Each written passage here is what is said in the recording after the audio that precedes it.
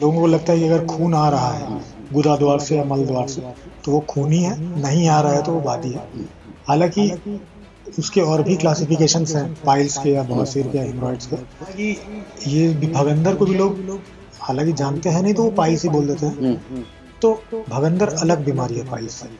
तो इसमें जो बाहर वाली ओपनिंग होती है उसमें से लगातार चिपचिपे पानी का, पस का, मवाद का, कभी कभी खून मिला हुआ वो डिस्चार्ज होता है। तो उनको पहले फिस्टुला हुआ होगा, वो कहीं इलाज लिए, फिर से उनको हो गया। तो ऐसे हमारे पास बहुत पेशेंट्स आते हैं जो 2 बार 3 बार 4 बार भी ऑपरेट करा के हमारे पास आते हैं, और ऐसे मरीजों में भी हम इलाज देने का काम करते हैं। भगंदर में हम जो इलाज देते हैं, हम ये कहते हैं कि दोबारा वो आपको नहीं होगा। क्यों? उसके पीछे कारण है कि हमारे जो अनुभवी डॉक्टर्स की टीम है, जो हमारे पास अत्याधुनिक तकनीक है, जो मशीन्स हैं, जो मेथड्स हैं, और जो हम लोग का तरीका है, इसके बेसिस पे हम ये कहते हैं। हम जो प्रोसीजर कर रहे हैं सब पेनलेस है, पेनलेस है। और पेशेंट को सेम डे से रिलीफ मिलना प्रारंभ हो जाएगा। और उसके बाद आपके पास फिर से विजिट करनी पड़ेगी? सर 7 दिन बाद हम लोग बुलाते हैं, इसलिए ताकि हमने जो इलाज दिया है वो उससे पेशेंट को कोई समस्या तो नहीं, कितना ठीक हो गया, कुछ बचा है नहीं बचा है, उसकी लाइफस्टाइल कैसे मुझे क्या खाए आगे भविष्य में उसको ना हो। सिटी तालकर मैं आपके साथ संदीप शर्मा, और फिलहाल हम पहुंचे हैं हिंदुस्तान का जाना माना नाम जनता पाइल्स क्लिनिक और नरेला ब्रांच में, और हमारे साथ डॉक्टर अभिनव हैं जो कि बवासीर, फिशर और फिस्टुला जैसी जो बीमारियां हैं, किस तरह के उनके लक्षण हैं, कैसे ये पनपती है और इसका किस तरह से इलाज जो है वो संभव है। डॉक्टर साहब स्वागत है आपका, बहुत बहुत शुक्रिया हमसे जुड़ने के लिए। डॉक्टर साहब बताएं कि बवासीर भी बता रहे हैं कि 2 प्रकार की होती है, खूनी बवासीर, दोनों किस तरह से डिफरेंस दोनों के अंदर है और क्या उसके लक्षण हैं?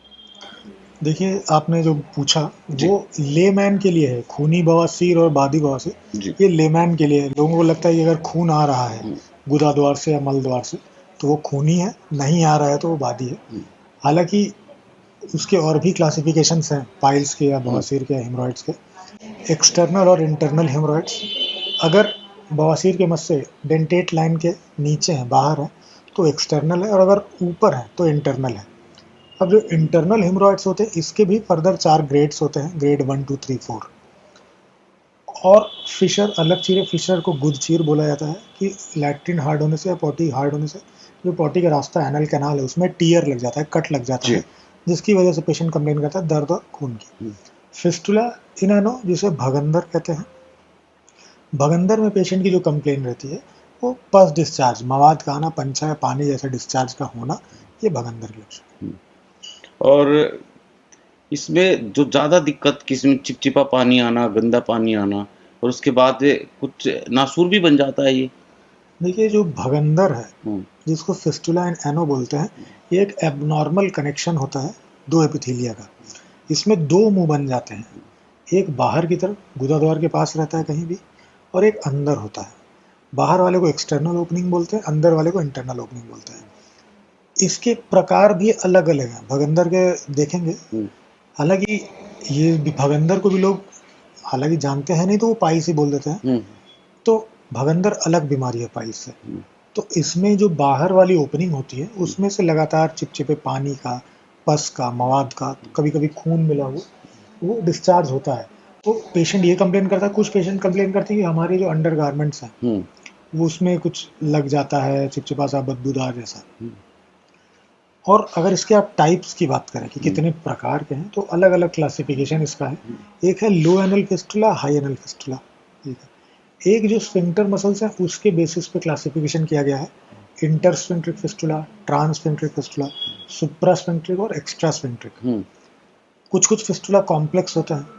कॉम्प्लेक्स मतलब वो जो एनल कैनाल है उसका ऑलमोस्ट 3/4 एरिया पूरा वो कवर्ड रहता है, मल्टीपल ओपनिंग्स होती हैं उसमें।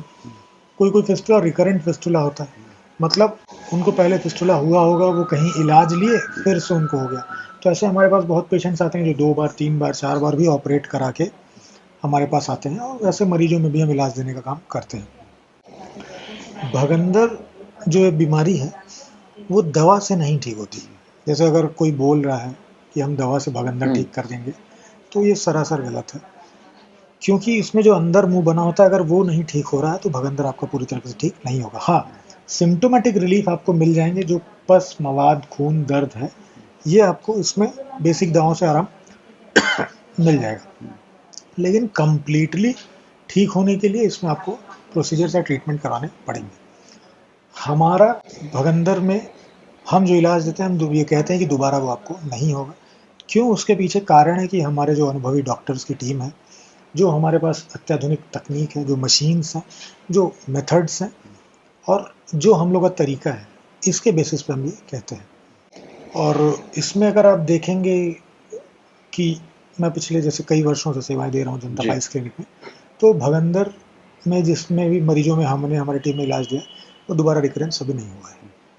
अच्छा, फिस्टुला बवासीर का तो पता है कि कब्ज से शुरुआत होती है, लेकिन फिस्टुला की कहाँ से शुरुआत होती है सर, और क्या वजह रहती है? जी, फिस्टुला जिसको भगंदर बोलते हैं, उसका भी कहीं ना कहीं कॉज एक कॉन्स्टिपेशन या कब्जियत है।